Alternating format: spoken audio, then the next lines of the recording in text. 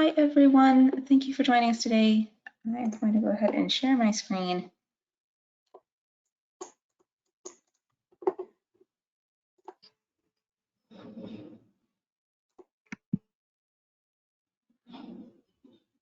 Hey, Rachel.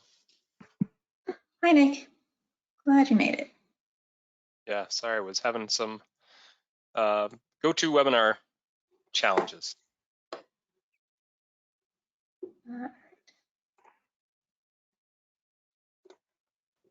Okay, can folks see my screen all right? All right, excellent. I have two screens today, so it's a new setup.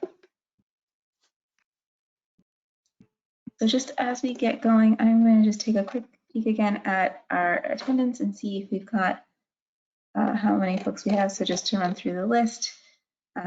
I also, if everyone can just check their mic, and I'll call on your name, you could just say hello and we'll make sure everyone's mics are working. Ben Elbert. Hi. Excellent. Benjamin Campen. Here. Diana Marsh. Hello. Jennifer Korber. Hi, all. Jesse Klingon. Present. Melinda Conies, am I saying that right? That's fine. Hello. Sorry for the error. Ron Kayla.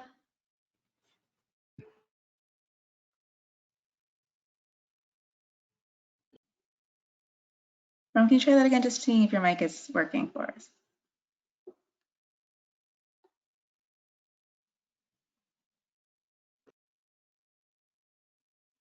Ron, could you say hello? I think we're having the same mic problems we had last time. We can't quite hear you. I heard a little bit of sound. Maybe this is better. A little bit better, yeah.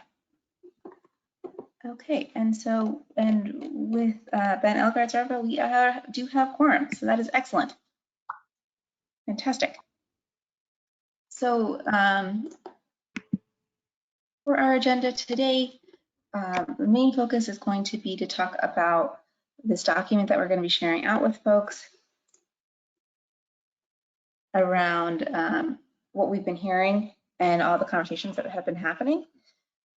Before we get there, though, did want to just note, I know we have minutes on this agenda, and my apologies, but our meeting summary is not quite ready yet on our end, and apologies for that. We will make sure it is ready for the next time we are all together as a group.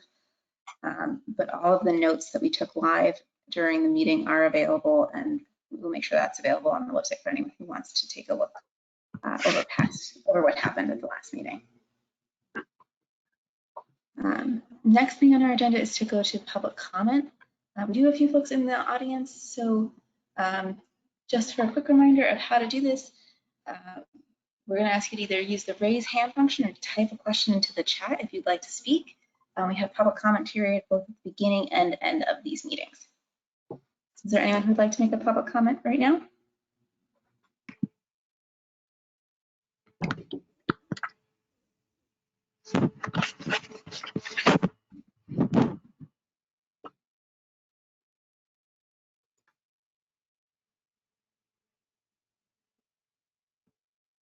I am seeing none. Nick, you?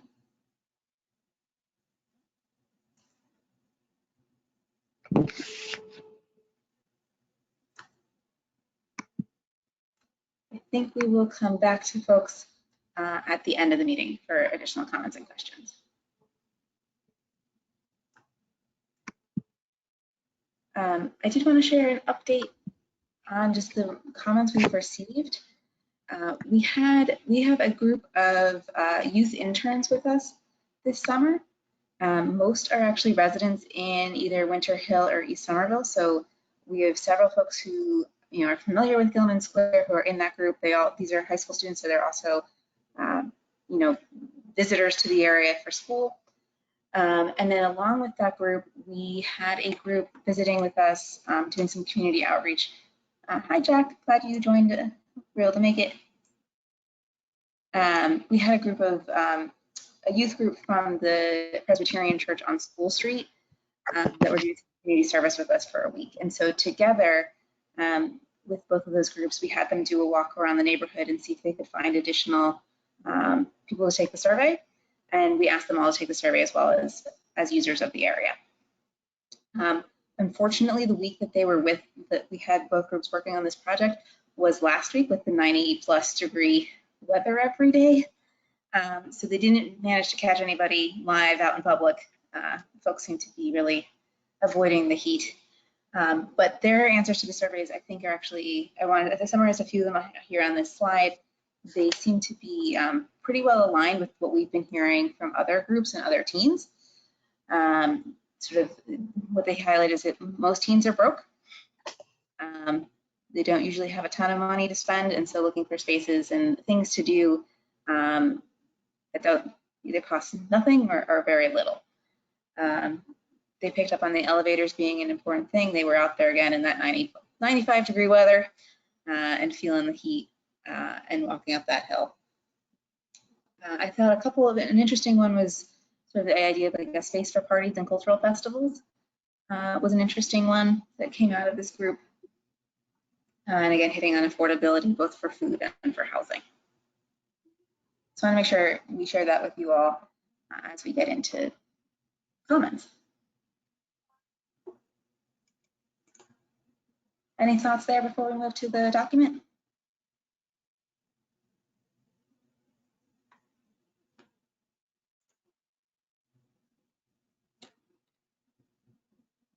All right, and so then I'm going to pull up, I'm going to see if this works, so that you all can see this as well. The draft document, let's see, nope, not quite.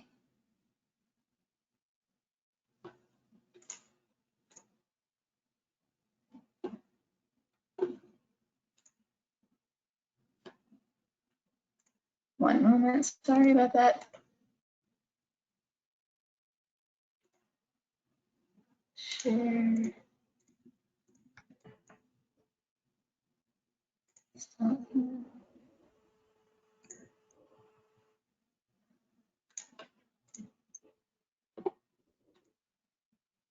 All right, can you see? There we go. So based on all the feedback from all of you last month at the meeting, I put together a draft version of what this document could look like that we would share out. And the version I shared with you all changed a little bit in the course of the last couple of days. What we focused on the last couple of days is just getting graphics put together and the table at the end. So what we have, just for folks who are following along in our audience, and those of you who may not have been here at the last meeting, I will make this a full page just for a moment. I know it's too small to read, but what we talked about is doing one page that is information about the site and what the surrounding contextual projects are, and then one page that is specifically about the feedback that we've been hearing and the events we've been hosting. So for the slide that's about the sites, and again, just a reminder for everyone who's following along, if you aren't familiar with GoToWebinar, there is at the top of the screen an option to zoom in on whatever is shown. So if you want to zoom in bigger, that should be available as an option, and I will make this bigger in a moment. But just to give you a sense of the layout of this page about the sites, what we have are just a little bit of a blurb text explaining about the Triangle site, about 350 Medford Street, and then about the mobile station. A map of the area, and then in the right-hand column for related projects about the Green Line and Community Path, the high school and the fields, the proposal for Medford Street Bridge becoming a public space, and the citywide drainage master plan. And then at the bottom, a little bit about this group. So that's page 1. And then page 2, just in terms of layout, and we can get into the details. On the top, we have sort of the same basic intro, couple sentences as on the first page, an overview of the community feedback activities that the group of the CAC is involved in. Gesundheit. a little bit about what's coming up next. In the main box, this is the piece that was missing until today, is that summary of the priorities. And I pulled this from everything that the CAC members sort of pulled out in the last meeting as the things that stood out to them as themes. And then on the left-hand column, some sort of try to summarize those aspirations that everyone brought out in the last meeting. So I was thinking start sort of at the top, and I will zoom in big, and I'd love to hear folks' thoughts sort of on the overall structure, on the look. Are there details? I can also pull up the live version and make changes as we go if people catch edits or errors in what's there. There's something that's missing that should be highlighted more. So let me zoom in bigger to this first set of text. And I was thinking we just kind of walk it all through because it's coming from the CAC as a group. So I want to make sure it is something you all are comfortable with in terms of text.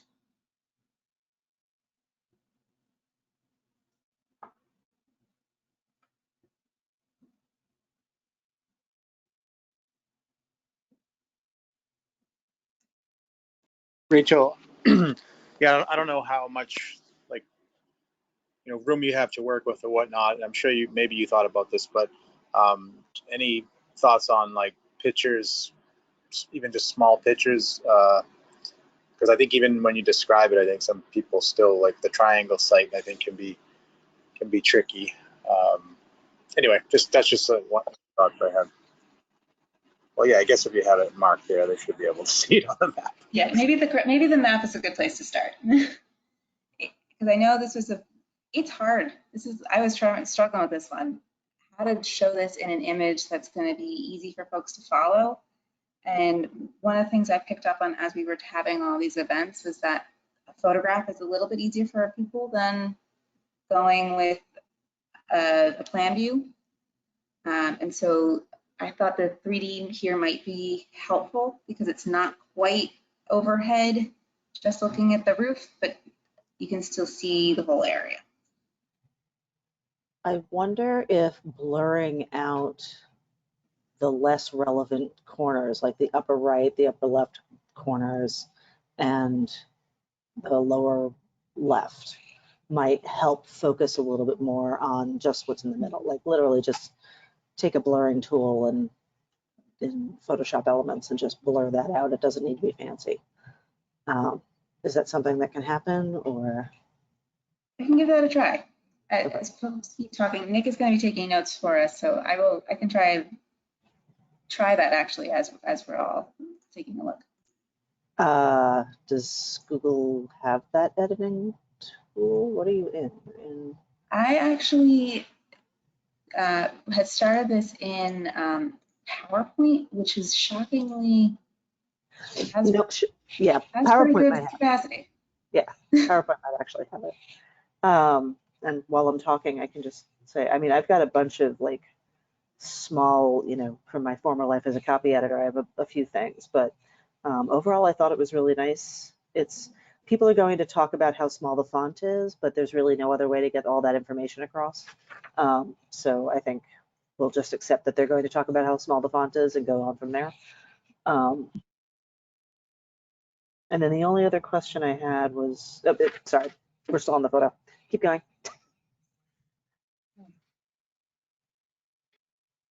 Sorry. I have some comments on it. This is Diana speaking. Can you hear me? Mm-hmm.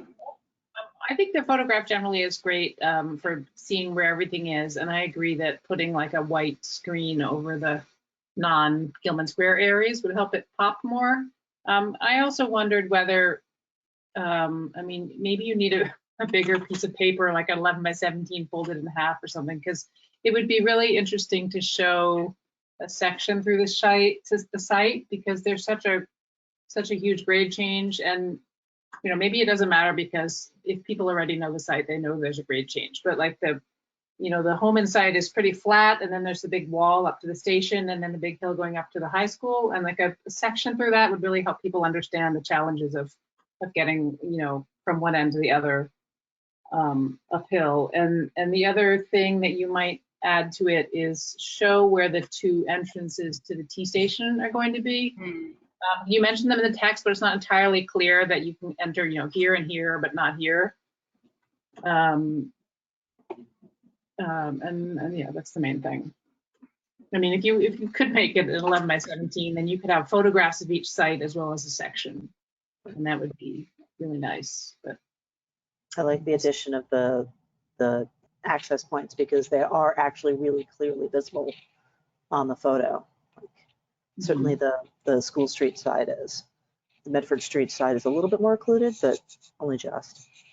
it's just adding like an arrow or a dot or something to show where they are on the aerial. I think would help. I wanted to add two things. This is Ben.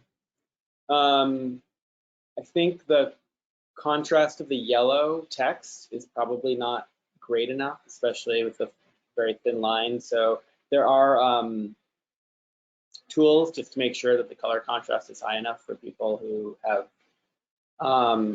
poor eyesight. I think that might be important. Green Line Station, again, the blue, I'm not sure if it's high enough contrast. And I'd say the same with the blue accent on the text. I don't know if that's used elsewhere, but for the Gilman Triangle and 350 Medford Street in the paragraphs of text, I'm not quite sure it does what it needs to do to provide the proper contrast against the background. The other thing that would be great is it's nice to read and it's nice to have things labeled on the map, but if there's a way to visually connect the two with arrows or something, then people know what they're reading about, and then they don't have to know the names per se. I think that could be helpful to provide use the paragraphs as like a legend to understand the map. Or you could put numbered circles on the map corresponding to each paragraph. Yeah, Yep. I like that.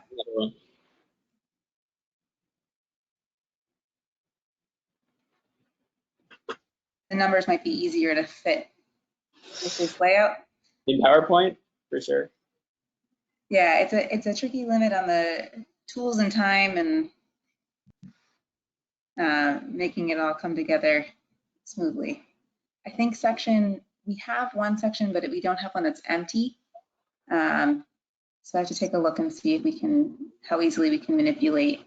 It came from a consultant, so I'll take a look and see if we can figure out a way to sort that out.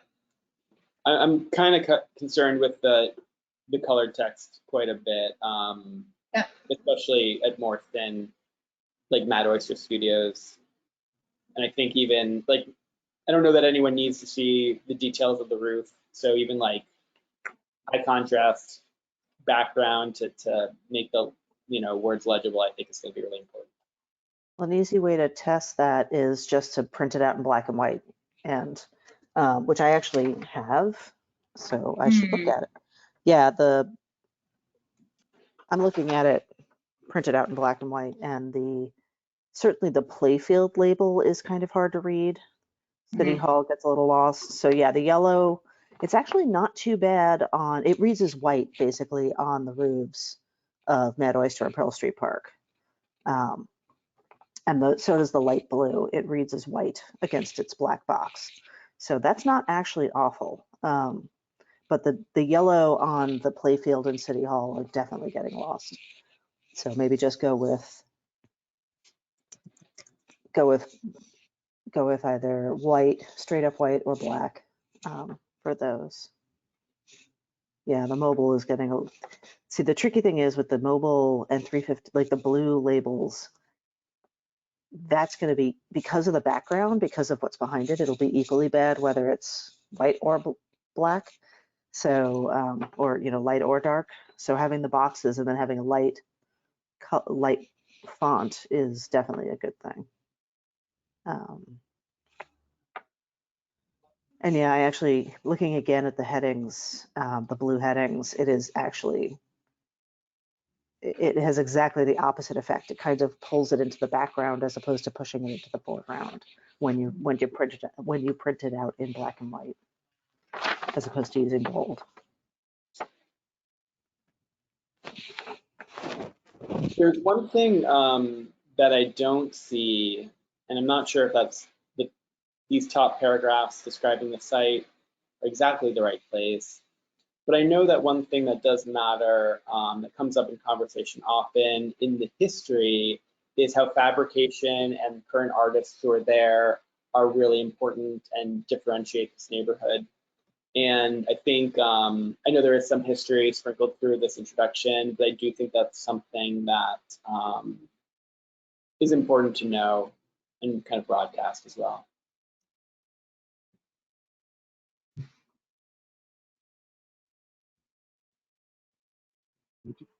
Rachel? Can you guys hear me? No? I can hear you, Ram. Okay. One thing I thought, You're just a little bit low, though. You have to speak up a little bit. Sorry. yeah, right up at the now. So, one thing I'd like to see just more for us than for people who are going to consume this document is a little explanation of what it is and how it's to be used. Just a few words on that. Just to it's kind of motivational. It might be obvious to people who when you use the document, but yeah, like would it be used to as part of the design process?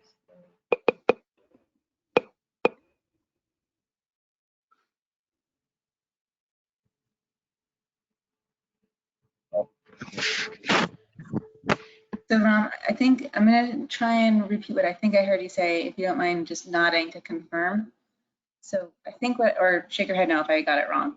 I think what I heard you say is that it would be helpful to have like a line or two that just says what this document is for. Okay, so I was thinking that that is maybe an edit to this paragraph at the beginning that just says, this is a summary of the work of the engagement. I guess I have that actually on this page, but it could be in this, if we could move it sort of into that summary at the beginning. But what I have here is, is over here, but it might be better. It might make sense to include that also in this opening statement.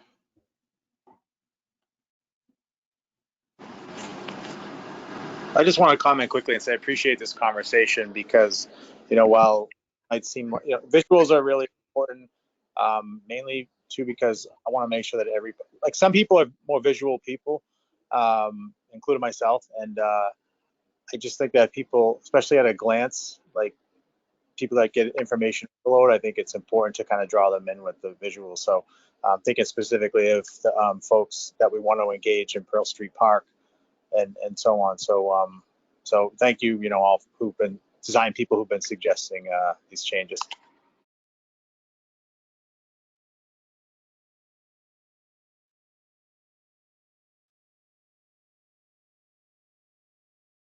Yeah, one thing you could do to highlight if you have like an intro text is maybe put it in a colored box, like a sidebar, so that, it looks like it reads like the intro text or summary, and then people will be drawn to that first to see what the purpose of the document is.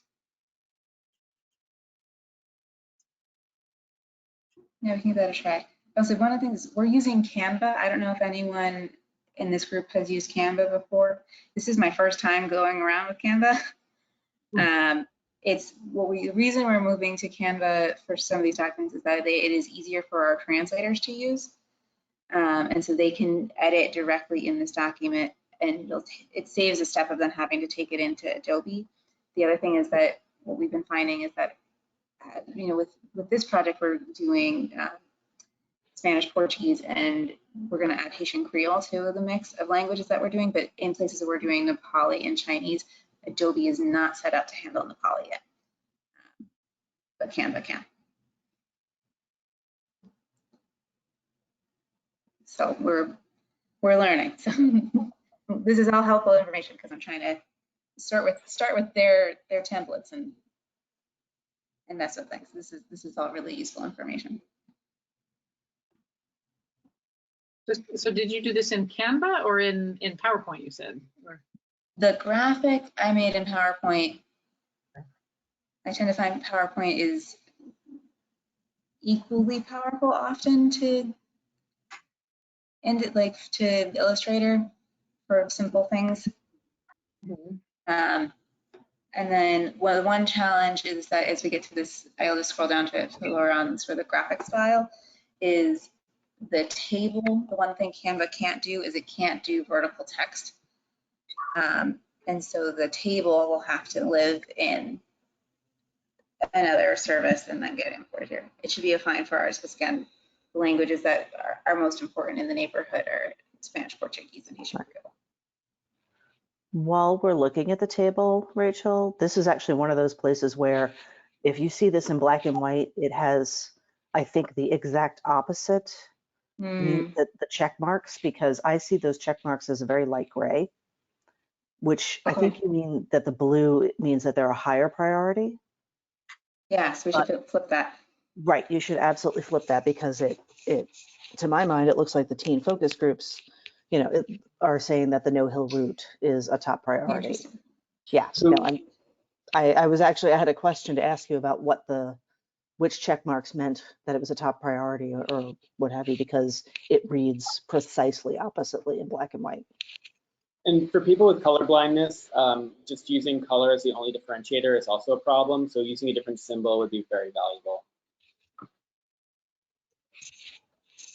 So I'm gonna go with like a plus sign for the top ones and then check mark for the general.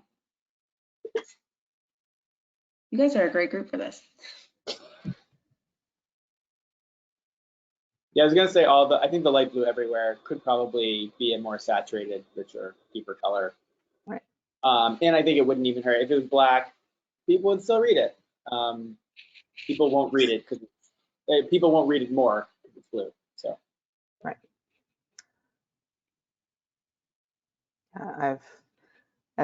Like I said, a former copy editor, I absolutely print everything out because I can't edit on screen worth anything. And I don't have a color printer. So there we are. Yeah, I'm impressed because I work in digital. So, so printing, what are you talking about? But my tools are all like color contrast, websites, and that kind of thing. Yeah, they're the right answer, particularly if you're doing something that's web first, but I'm assuming this is going to get printed at some point. And so, yeah, I find it's helpful to be able to see it in a hard copy as well. Another thing you could do to make the back page more engaging for people maybe is all those great quotes about wouldn't it be great if they were all in like little speech bubbles, it might be kind of fun, and then make them feel more like these are things, even though I think they came from us. I like that.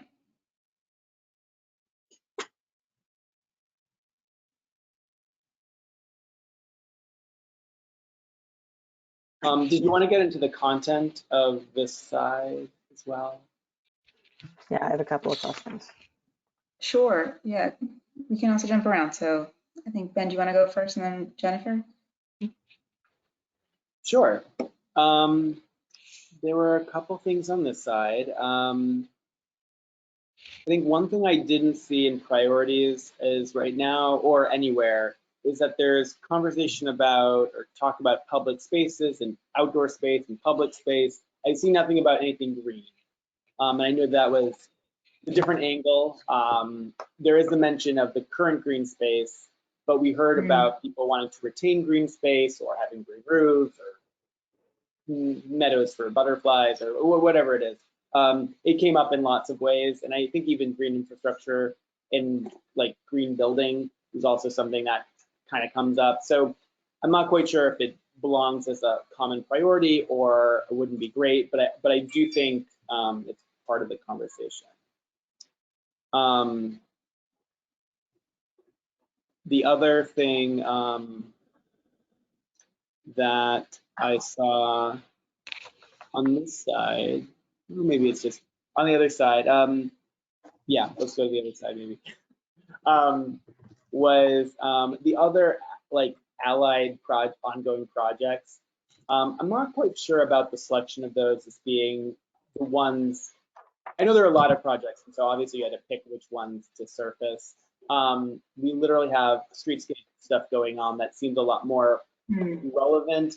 I worry about highlighting the drainage, not because one, my understanding is that the aspects of the drainage that are highlighted aren't necessarily going to happen. So it doesn't necessarily seem connected with this effort per se, unless it's that one direction. Other drainage initiatives don't include the site per se.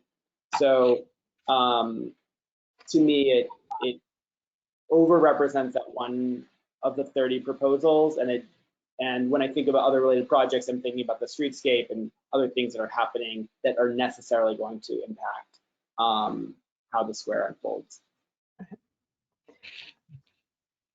And So if there's sorry, go I ahead. was just gonna say, follow right on that. If there's a strong push to have the drainage there, then I feel like the high school, I mean, it's not mostly done because I know there's significant pieces that are still coming, but it's more in the past than in the future, whereas the neighborhood streetscapes one is in the middle. So highlighting that right now as a piece of that would not be the worst thing. Yeah, I was gonna say, I think, I'm glad you guys caught both of those. I should have had the Medford and Pearl Street did work on that list. I was thinking that we should probably keep some level of statement about the master plan.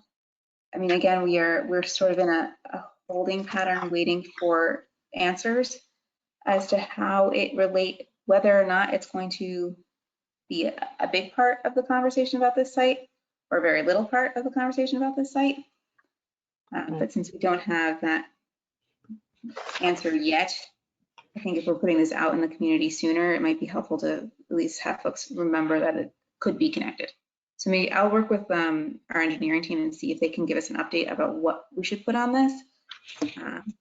And if there is something short we can say that sort of gets to we're in this debate at the moment, more info to come.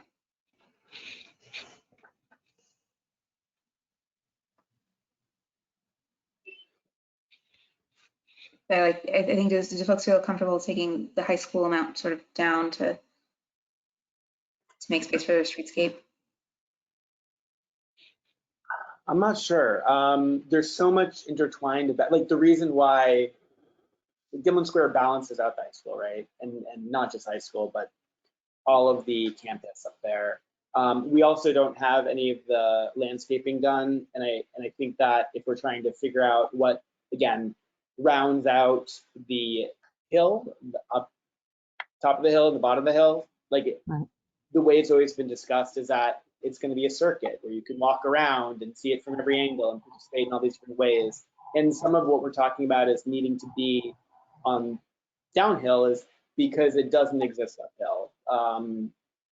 Amenities that exist uphill can serve the neighborhood and don't have to be repeated, just on the other side. So I'm not quite sure it should totally go away. Yeah, I'm not sure. It could be modified. It could be streamlined. I think that would be fine. Okay, we have a little bit of place to play too. Sorry, go ahead, Diana. Sorry, I also think for the high school, it might be important to mention those stairs that will go down to the platform, or is it an elevator or stairs or whatever it is. The fact that there'll be a connection to the train from up there from the high school side seems pretty important.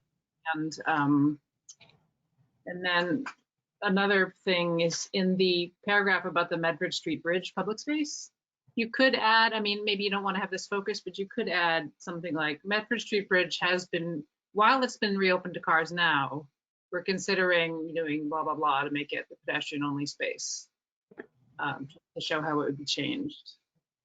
And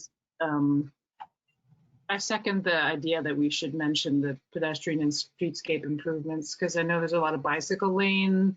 There's been a lot of talk about where to put the bicycle lane along Medford and how the bike routes would pass through the whole site. And I know that's getting to have a crazy amount of information on this one aerial photo, but if you could make it 11 by 17, then you can have all kinds of cool graphics and you know, bicycle plan and everything all put on there. Right. So Is there, Rachel, is there a way to, I don't know how the blocks are working, that you've got all the text boxes in and what have you, but I can clearly see that the top of the text box for related projects is matching up with the top of the photo. Is that a hard limit, or can you edge it up to fill in that white space? Because that would give us a little bit more room that might allow us to add in at least one more of these things that we're talking about without significantly reducing the information available for the rest. Yeah, I think we can go a little bit higher. I think the other thing is that one option with this is that we also, in an online version, give everything a little bit more information. Sure. And that might be sort of, Diana, to your point, maybe we could do some of those like additional graphics in an online version. My concern about printing an 11 by 17 is that I'm not sure folks are as comfortable to like grabbing it in a handout environment. yeah, I mean, you could, you know, fold it up like a brochure or just fold it in half, but understand it's twice as much people. I mean, it's a single piece of, having done so much of this. But it's unless you pay to have it professionally folded when you get it printed, it's who's going to be folding it in half and how well will they fold it in half and all that other fun stuff. I like the idea of, you know, having maybe a single long sentence instead of having all this information about the related projects here, taking up a lot of text space, maybe having less information about each, adding those other two in. And then at the bottom, you could say, or even at the top, you could say additional information available at URL, short URL or what have you. Because you've got to give them something here to get them to think to go to the website. Because if you don't mention those other things at all, then they won't go to the website. That might help. Yeah, with font size. Sorry. Maybe, no, I just said maybe like a QR code somewhere on there. Yeah. Yeah, more people know. Great The call. other thing is, sorry, you have the same intro text on both pages, so you could take it out from the second page, on the top left, and that would give you a lot of space. Yeah, I think that makes space for what Ron was saying about, you know, this is what this is. Agreed.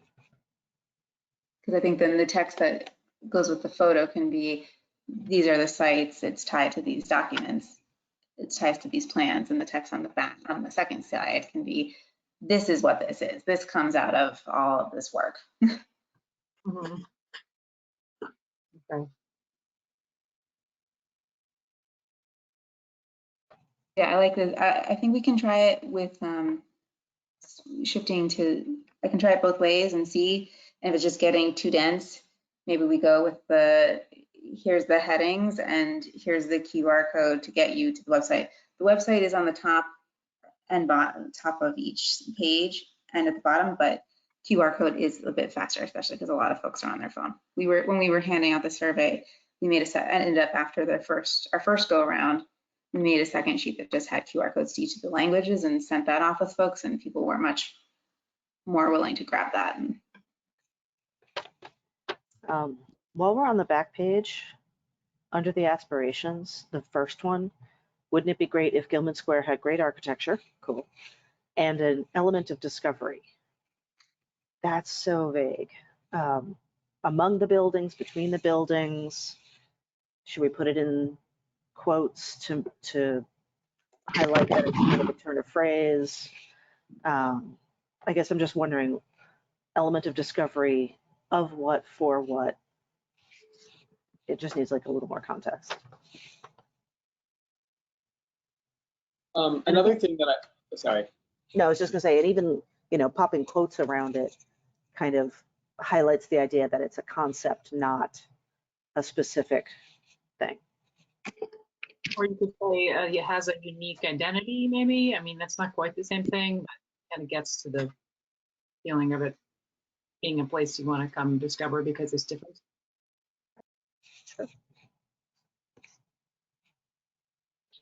I was going to jump in on something slightly different. Just about pacing between the two sides. I figure hopefully people will see the front side first and then get back to the back side. But one thing I think that's always been a question that I get is, what is this CAC process? Who's involved, and where do people who live in the neighborhood or pass through, how do they get involved, and what are they doing anyway? And who's, like, are people making decisions in these conversations or not? I know it's something that had to be clarified to me. But I bring that up because I think the most important thing on this second page is actually that third column at the top, where it's like, what comes next? That's like, this all happened, right? This is what other people said, and it's important to reflect on it. But if you want to participate, that's what matters most. And I was wondering if there's a way, oftentimes when when you think of a book, you think of the last page being the end, but it's also like, what happens next, right? Where do you go after that? And I almost wonder if this whole 3-column part could be at the bottom of the page to get that to be the very last thing you read. And almost like if it was a line around all this to just like make it pop, because you really want people to, like, if the only thing they take away from this isn't any of the consensus or any of the ideas that have come together and are represented here, you want them to figure out what they can do next. And that's all in that paragraph.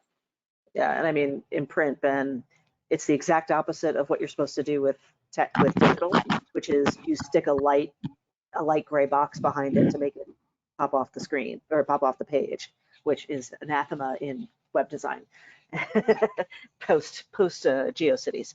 So, but yeah, that's typically one of the easiest ways to do that, is just, leave it right where it is and just pop a light gray text box or whatever that contrast color is that we're using, and just pop that in behind it. Maybe you could also add a new heading for that last part saying get involved, so that it doesn't look like we're doing all these things and this is what we're going to do next. It looks more like, here's how you can help and come to our meeting. If maybe the title becomes get involved instead of what's next. Mm-hmm. Well, you could have both. I mean, you are talking about what the city's doing next. I know.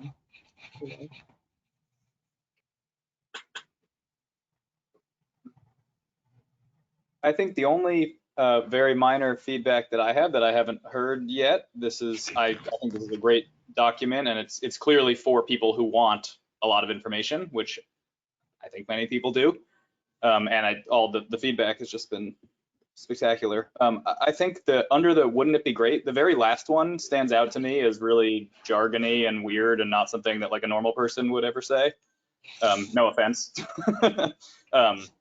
So not speaking on whether it's a good idea or not, if we're looking for stuff to cut, that would be something that kind of, I think the average person doesn't know what a public partnership is, and it might even have a kind of negative valence, to be honest, for a lot of people. Or just translate it into, constituency. Yeah, it could be, a model for how the city thinks about redevelopment or something like that. Sure. Yeah.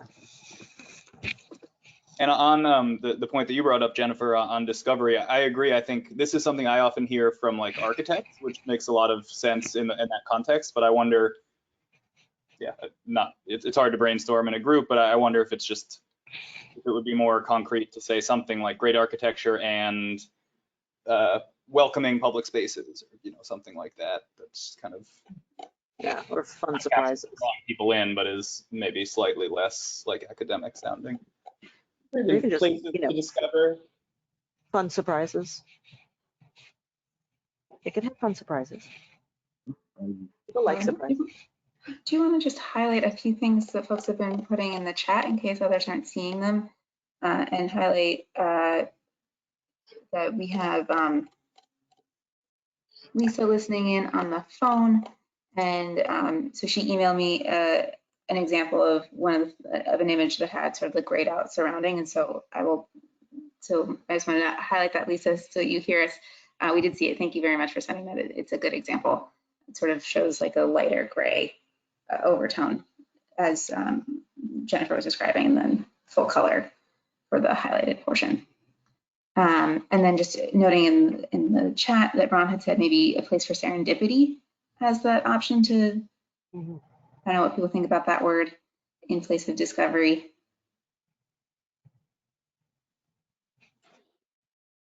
Is that also a bigger word? I don't know. Could that be where we pop out the green space that Ben talked about, or great architecture and trees and greenery or something? I mean, that goes along with both environmentally, you know, thinking just in terms of structure. Great architecture and green spaces. I don't know. Is that enough? Public gathering space. We kind of get that if people could come here to hang out in summer and winter. I actually like architecture, great architecture and green spaces, because that has that nice consonance at the beginning. Just stop me. And then Councillor Klingon also noted just in the chat as well, we need a better way of letting people know about these meetings. Unless I'm wrong, these aren't actually posted or linked on Summer Voice website. They actually are, Councillor. We have it, it is both on the city calendar and linked from the Summer Voice page. But I agree, we're not always getting. I figured I'd be, but when I'm in a pinch and trying to find, I went to the Summer Voice Gilman Square page and I couldn't find it. I usually just find it on, if I was giving it to somebody, I usually just find it on the meetings like page on the city's like upcoming meetings or whatever. But I'll take a look. It's on the key dates. It should always be the first date. It should be the latest meeting. Are we putting it on Facebook or any social media like that? If you all have it, it would be great to do that. City social media is a bit of a slow process. Okay. But absolutely, for all of you, if you've got social media accounts to share this out, that would be fantastic.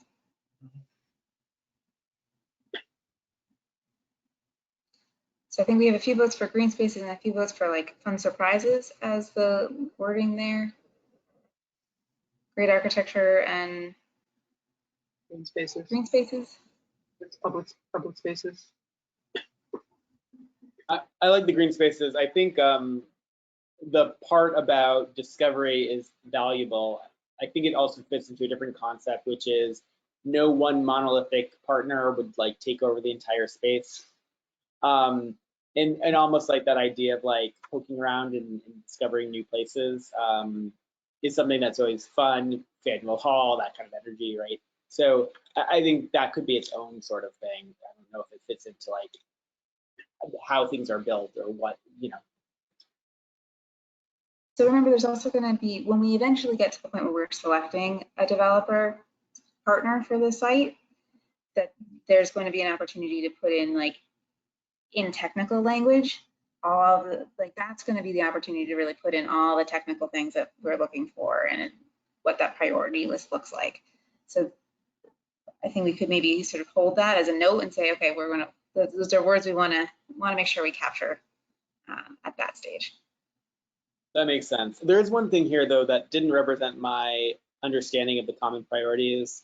The one about evening and how much activity there was. I know we had like a couple people who were very certain that they wanted it quiet at night, but exactly like what quiet means, I think can mean different things to different people. And I don't know that we reached consensus on nighttime quiet. So I think there is something there that's helpful to think about, but this almost sounds like with certainty people felt a certain way, and I don't think that's exactly where we netted out. How's this for a change to it? What if it says consensus so far seems to be that the square should be a little bit more active?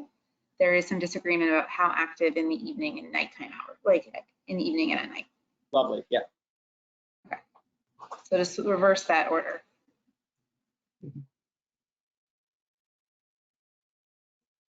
While we're back on the table, I actually just noticed a blue check mark means that this was a top 3 priority in that venue. If when you switch this over to the plus signs, definitely put that up. Don't put it at the bottom of the list. Put it up under the common priorities heard from blah, blah, blah box, because I didn't even see it until just now.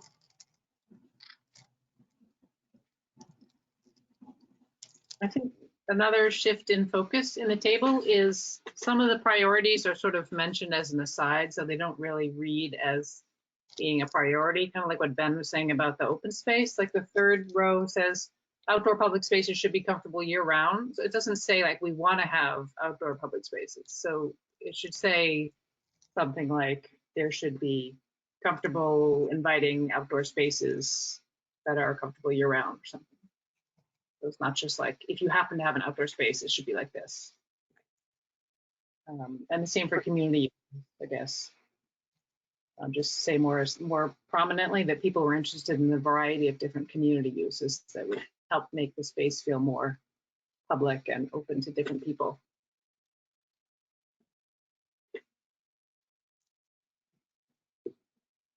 Maybe even adding a word like many outdoor public spaces in order not to like burn space on like there is or there should be. Right, or a variety of outdoor spaces. Yeah. Hang on, let me see if I can rewrite that. So I'm gonna share my newer version of this as it's going live. And I was adding in green, Yes. discussion earlier, Yeah. adding in both green infrastructure to the flooding note and also green space to the public outdoor space. I was trying to blend because we had some folks who said, you know, both green spaces and like less green spaces like plazas and things. And so how do we get that into one?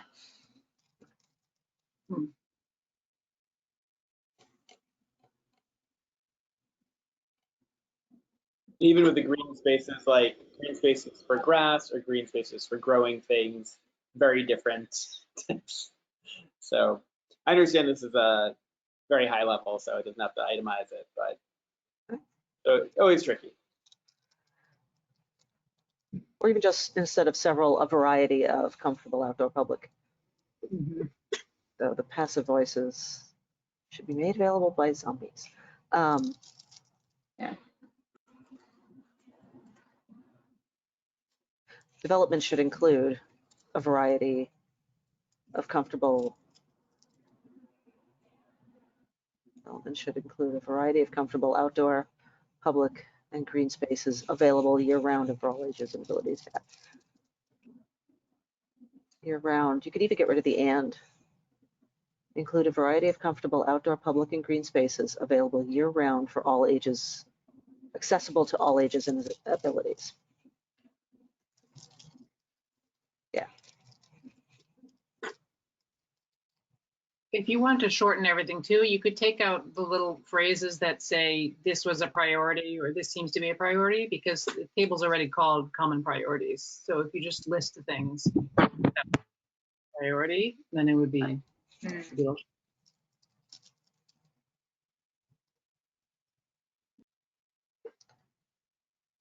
Yeah, I wasn't sure what voice to go with this, but we can go more active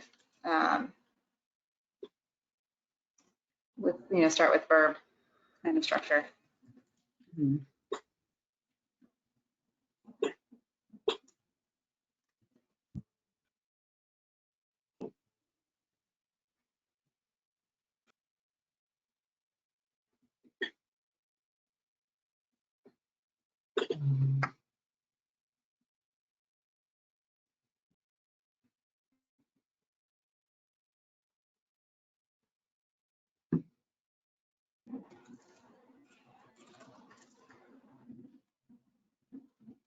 Thank you. The site and that make community uses prominent on the site. I feel like the site is, again, more jargony. Just say community uses. Emphasize community use. There we go.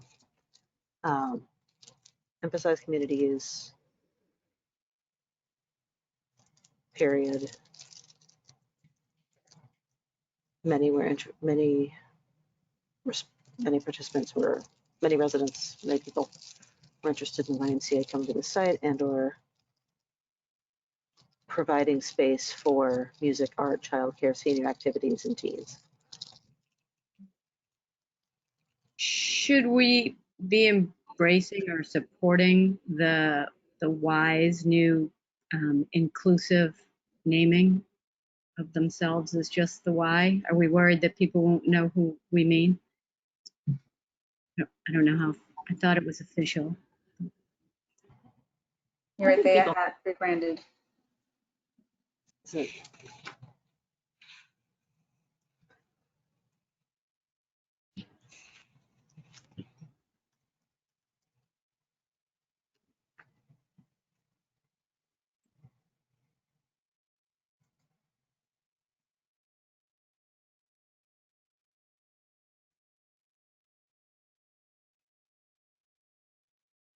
they still have both on their website. I think they're giving people time to transition.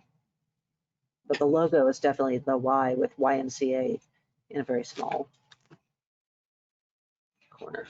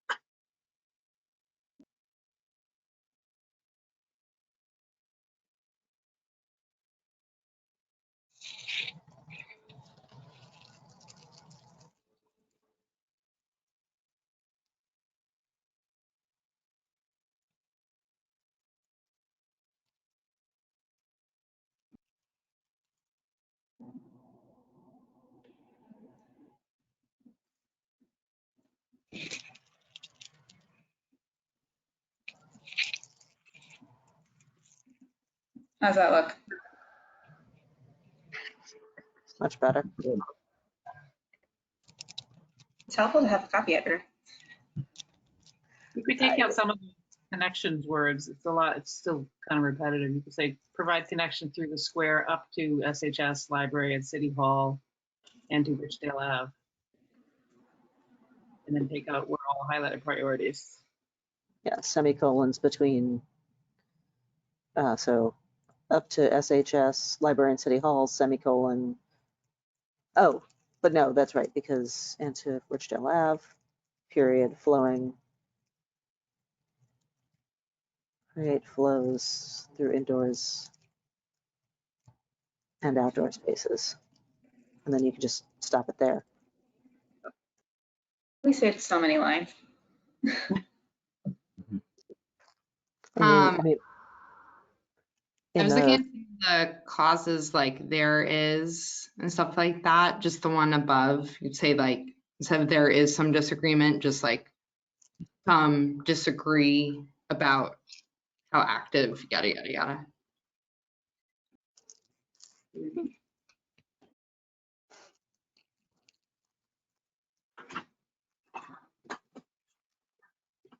Or you could say some differing opinions, so it doesn't sound, it has a more positive spin. Some differing opinions on.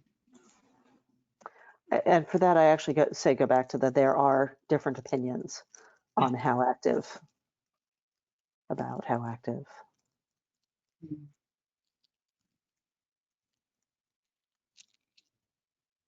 Yeah.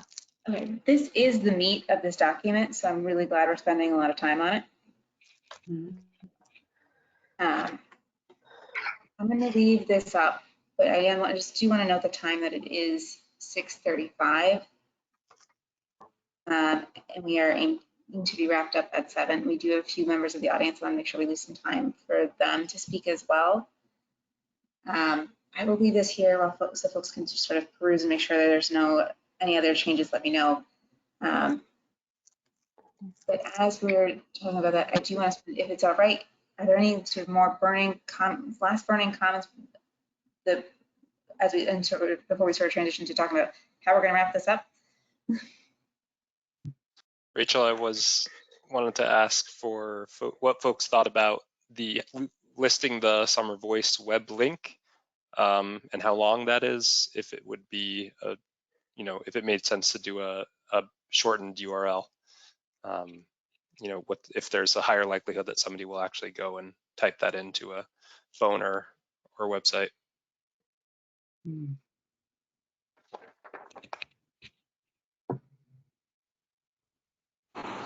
Take a look we can do a, this is one thing that Adobe does very well, but I'm not sure Canva does. But Adobe, you can make QR codes within InDesign, in case you didn't know. And I think with that, I might be able to do a shortened URL. So I will try that and see if it's possible.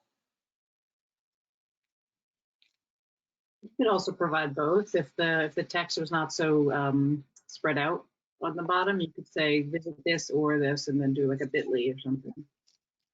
Yeah, I was going to say, I like it at the top all the way out because it actually uses real English and you know exactly what it is and where it's going to go. But if you do either QR code or a shortened URL for the related projects, for instance, that's where I would want to have that sort of thing going. But yeah, I like, again, on the assumption that these are going to be printed out as well as available online, I like having it at the top in that fold. And I just want to note there's one that came in from Lisa. So I'm going to just add this in, and I think we might have space to add one more. I'm wondering, or if Lisa, if you want to send an email, if you think this fits in.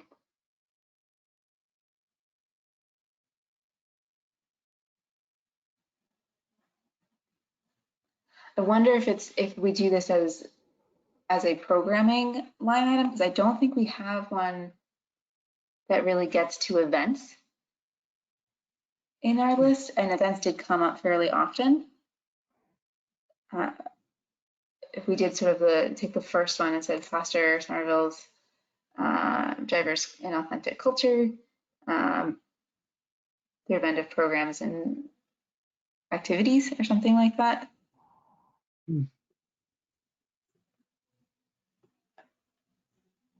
Lisa, feel free to drop an email if you think I'm butchering it. You could add that to the row about community uses, perhaps. Oh, that's a good idea. And that ties the space piece that Lisa had put in as well.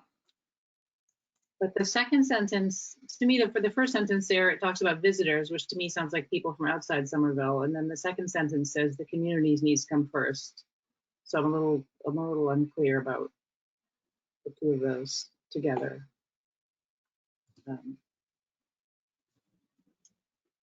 Does it fit more with add more activity in the square? No, I think it was more like what we heard in some of those other comments of, yes, we want to encourage people to come and visit like they do Union Square or Davis Square. But at the end of the day, quite literally at the beginning and the ending of the day, it's also about the people who live there and what they need. And that making sure that whatever is chosen to go in there reflects the community's needs first, and through those needs also will serve visitors. So things like the No Hill Road, like a whole bunch of these kind of assume that it's the community's needs that's driving it, but that really just kind of spells it out. And that the fact that it needs to be the community that's driving this is important to people. And that was said in their comments, because I definitely remember that as another theme. It was kind of buried in things they said, but it was definitely there.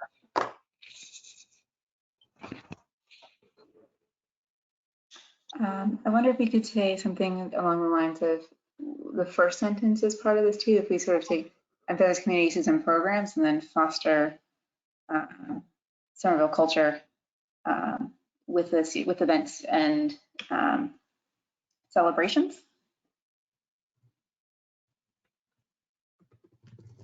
I think if you reorganize it a little bit to say like foster Somerville's diverse and authentic culture through a blend of innovative programs and spaces geared towards the local community, comma, and also inviting to guests or something like that, or also while also being interesting for visitors or something like that. So first geared towards the local community. What's in that one or in the bottom one, Diana? Oh, sorry, I didn't realize you were editing the community one. Yeah, I was talking about the bottom, the new row. Because I think in that case, you know, foster Somerville's diverse and foster or represent, because, you know, is it that the stores that go in represent the culture as well as the programs and activities? Is it, you know, so I think because if you do that, if you say represent Somerville's diverse and authentic culture through a blend of innovative programs and what am I trying to say? Vendor selection, or, you know, something about who's going to be the occupiers of those, not just that the spaces are there, but that the people, the businesses or organizations or whatever that end up occupying the storefronts, or, you know, however that ends up going, are also represented. That, like, you know, Brianna's Cafe is a perfect example of that, wanting to encourage more things like that happening in there. Like, if you can get that in there somehow, I think that then ties it together to this will be both good for residents and also for visitors.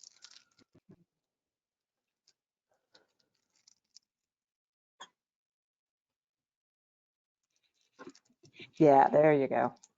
Innovative events, businesses, and programs. And I think spaces could just go.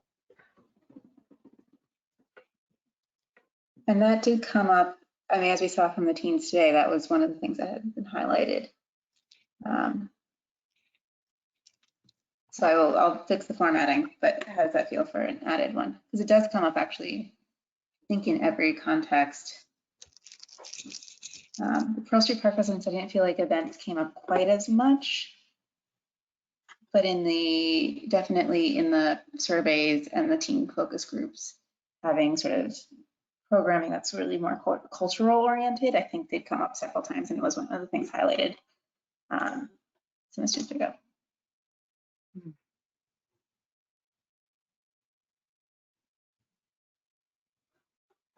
So Lisa just added another piece, tuned to the needs of locals and visitors alike. Could be a phrase we could add into that.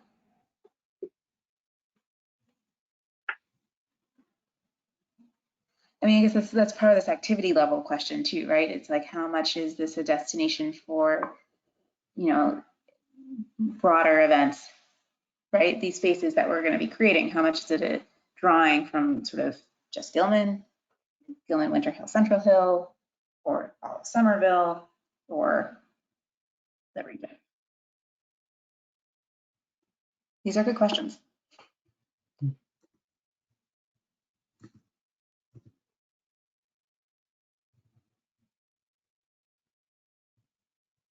So given where we are, what I'm tempted to say is, why don't I take a last stab at this? Why don't we sort of think on it and sleep on it a little bit? And what I'll do is I will take all the notes. Nick has been diligently trying to type. I can see it as fast as everyone's speaking. But we are recording this as well. Take all the notes. We'll ask the public if they've got additional things to add.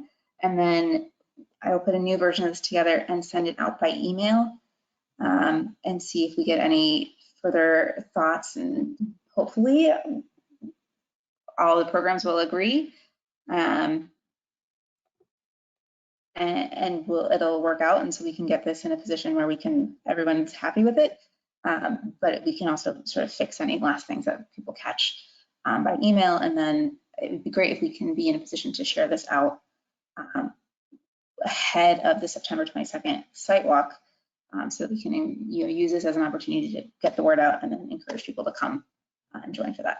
And knock on wood and whatever else is necessary, that we hope that the MBTA speed continues and that we are able to get out there and also be on the Green Line platform as part of that tour. So with that, I am going to just, if it's all right, I want to go back to our agenda, and I'm hoping just magically shows up. And just know sort of what is coming up before we get to public comment. So just a couple of heads up. We have a coffee hour coming up with the Presbyterian Church on School Street. Michelle is going to go there to that as our Portuguese liaison. She knows the community well, so she's going to be joining city staff to speak Portuguese, as well as myself, to be there and answer questions about what's going on with this project, and also to give us some information about housing resources and other things to the congregation. What we had talked about was not meeting in August because our meeting is the last week of August. If folks feel differently, that after seeing the draft in email, you'd like to meet as a group, let me know and we can try and pull this together. But I know that's a week that often folks are away and we might have quorum trouble. And then so just a quick look ahead before we turn to public.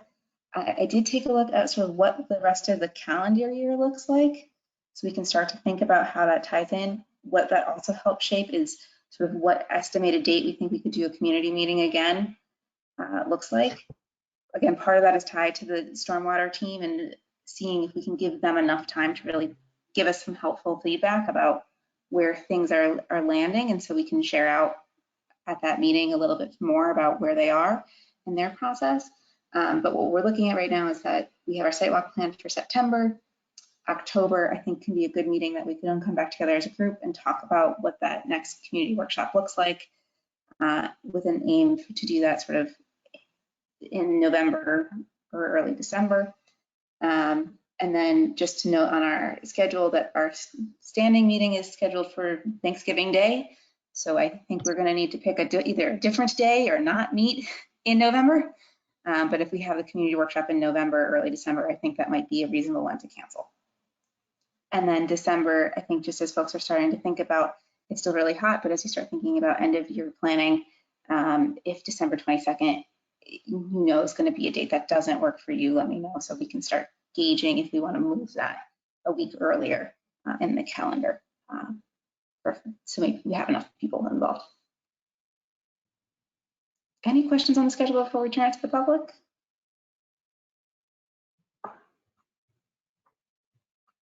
So members of the public, thank you for listening in.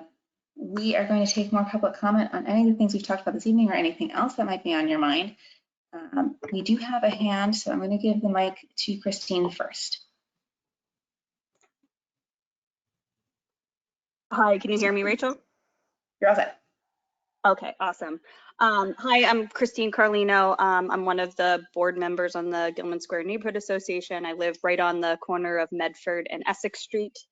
And I guess first, I just wanted to thank you all for putting together this document. It's pretty incredible, and I know that there's been a ton of work that's gone into it. I didn't realize that these were public public meetings, or I would have annoyed you all more. But I'm glad that I got cued into this one. As someone who has never seen this document before, I'm curious what the purpose of the document is, because it reads like there was this outreach done, and then this is going to be the document that is going to be used to solicit for redevelopment, solicit to developers for redevelopment. Is that the case, or am I reading this incorrectly? Still early. This is really the goal, and maybe that's not coming across clearly in the text that we were showing, but the goal is that this is sort of to focus on, here's a summary of everything that's been heard so far. There is we need to do another workshop at a minimum to talk this through with folks and, you know, do a check-in on all this information. And then there's some key decisions that still haven't been made that will determine what happens next in terms of how this process goes, especially around the stormwater question. Yeah. So my concern is, I think there's like a lot of really great information, and I know that we targeted communities that like haven't made it to many of the community meetings over the last 3 years, but I'm also not seeing some of the data that was collected during those community meetings.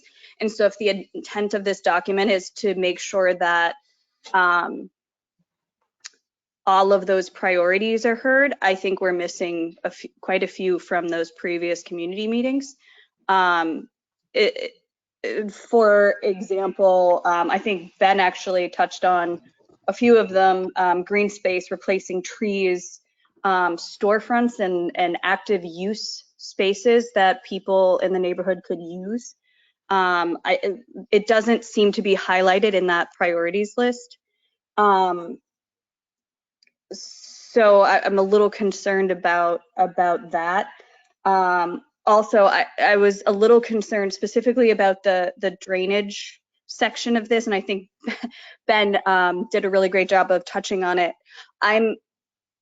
If this is something that's going to be put out as like a legal document, calling out the tank as the solution, I think ties everyone's mind to the idea that green infrastructure isn't even a consideration. And right now, Gilman Square Neighborhood Association is working with city engineering to try to come up with a solution that would either reduce or relocate the tank to a different location through the use of a massive amount of green infrastructure in our community, or get rid of it altogether. And so I'm concerned that specifically calling out the tanks as the solution, it could be misleading, or put us in a position where we're stuck with something that we don't want.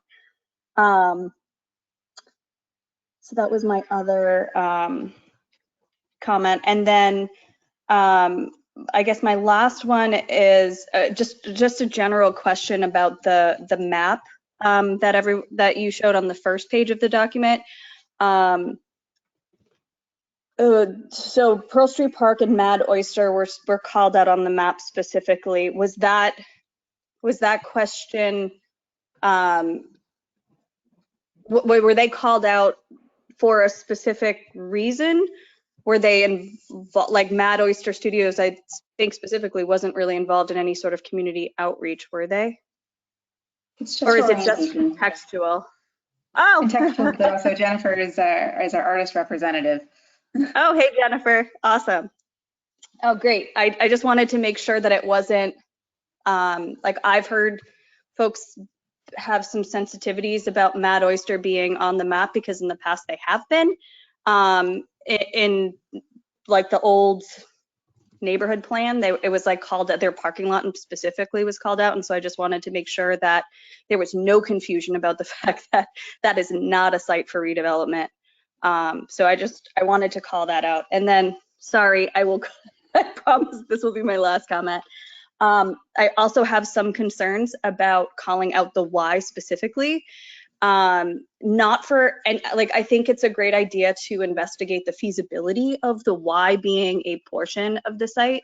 And GSNA has been talking extensively with Vladimir from the why about the, how we feel, what we would want to see as a community. But it doesn't, the impression that I got from him was that they haven't fleshed out even what their program is.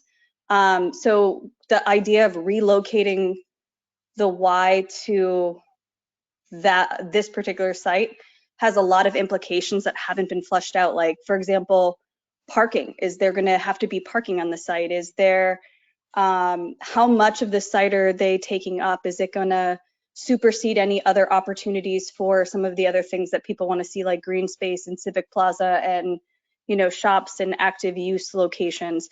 So calling it out specifically, I love the idea of calling out some sort of like community-based program, because I think I've heard that a lot, but to call out the why specifically when it hasn't been fully fleshed out, program wise or, you know, feasibility wise, I think is also something that just a red flag in my mind.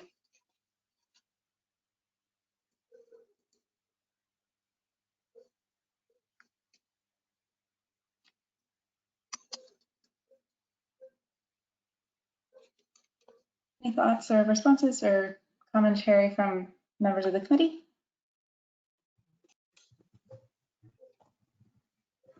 Yeah, please. The only thing in responding to Christine's comment was that I was looking again at the list of priorities and specifically about the active storefronts don't come across as much in conversations. It's a list of priorities, not a list of the things we brainstormed or have been brainstormed in the community workshop and what have you.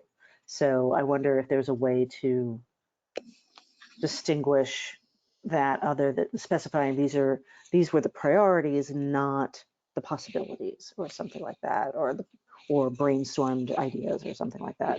That was my only thought.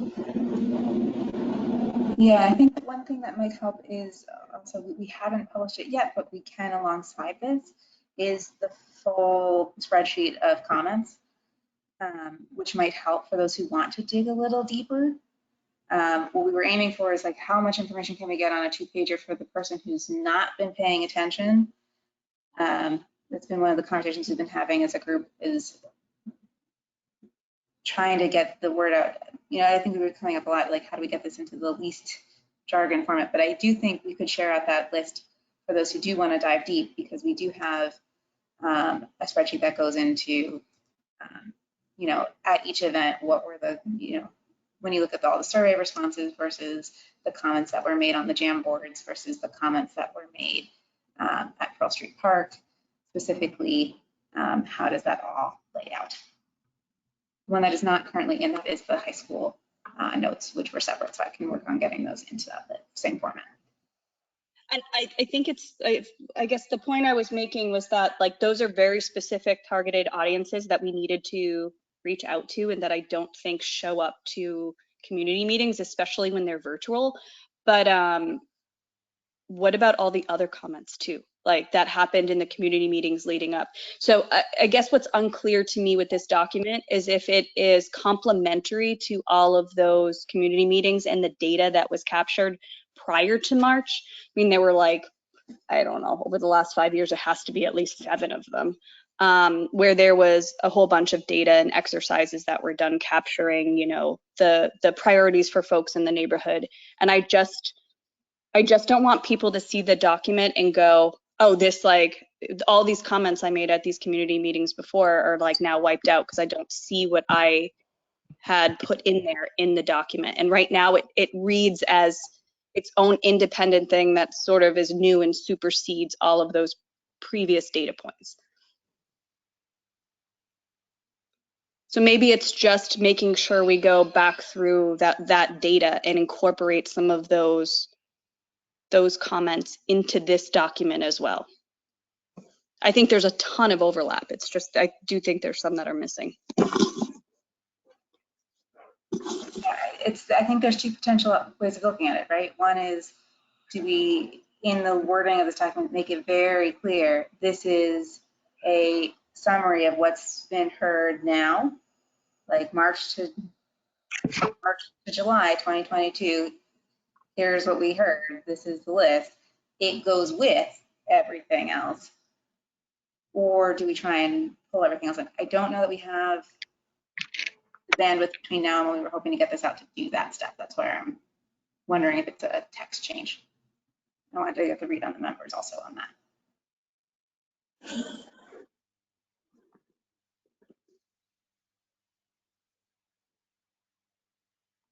Just since this document is from the CAC, and so my read on it was that this is sort of this is the first round of things that the CAC has managed, has organized and helped with organizing.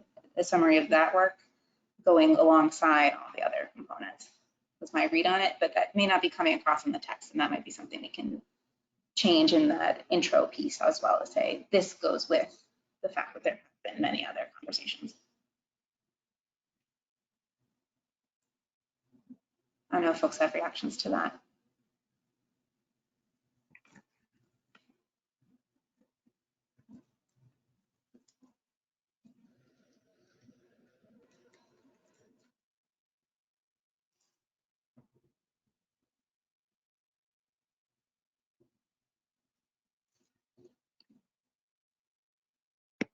Oh, Dan, we can't hear you. Wait, sorry, I think you're just on mute.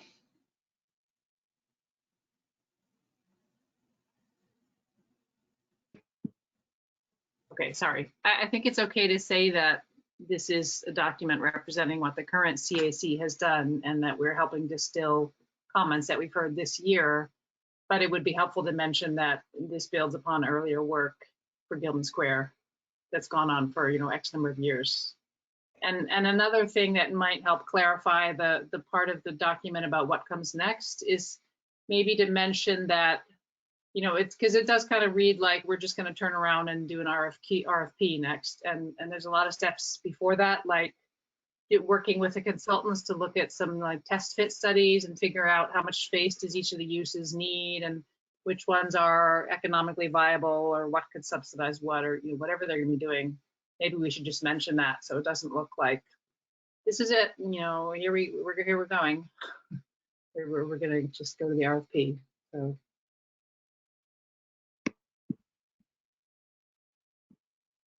Right, you could take the language under what comes next of Civic Advisory will be helping to develop the requests based on the feedback received this spring and summer, and like shift some of that over to this is the stuff that was received this spring and summer.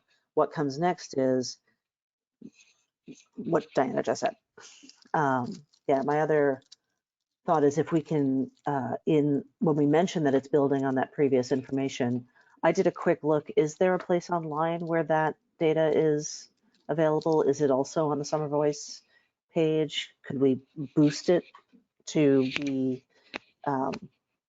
more accessible, more obvious?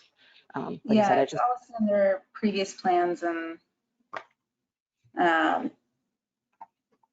there's a previous section on the right-hand column, but we can sort of do that with links, I think, as well.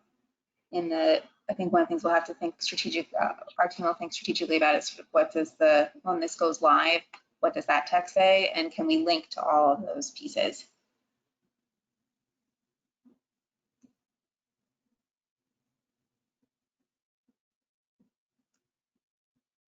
And I think the other thing is we could say, let's just go with the next step is to look at, short-term activation and, building a longer term, understanding trade-offs. We could sort of take out the ultimate, we're going towards an RFP because we are, but that's not what's happening right next. Up next is going to be, we're going to have another community conversation. We're going to start looking at trade-offs between different options, and we're going to look at what's happening in the short term. And so maybe that's what goes into what's next, and that way we can really focus people's attention rather than drawing attention to the longer, the end game of this process.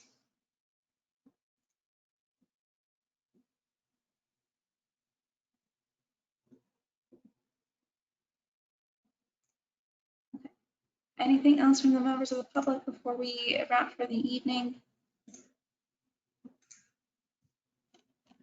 I just saw another note from Christine in the questions that says, thank you all again, great work.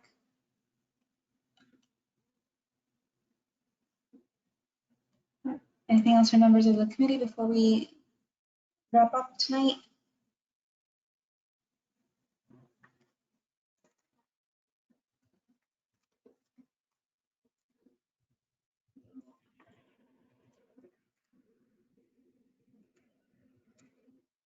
All right, so we've got a lot of edits we need to do on our end. Also from Vladimir, just a great work tonight again from the audience. So we will do a lot of work on our end, get this cleaned up a bit. We're going to try out what those related projects looks like. Either we fill up more space or we sort of say it's too crowded and we go with shorter version with some links and a QR code. And let's see how that looks. And I will email it to all of you as soon as we have it ready to take a look at. Try and turn this around pretty quickly, but things are, as always, busy. So it'll happen as fast as we possibly can to get it out there, because we would love to be able to get this out there by September 1. Dream scenario, we have it with us to take to the church when we're there, but I expect that with the amount of edits we've got, I don't think we're gonna be able to get that edited and translated into Portuguese by the time we're at the church, but we will do the best we can. And just a quick note for Lisa, who's been listening, thank you for emailing in thoughts, and to those who've been putting things in the chat as well. It's much appreciated. Thank you all for the work. Appreciate it. Rachel, thanks for your leadership in this. It's looking great. Thanks for all the edits. All right, then have a great evening. Enjoy August. Hopefully it'll get rain at some point. That'll happen. Bye. Have a great night all. Bye.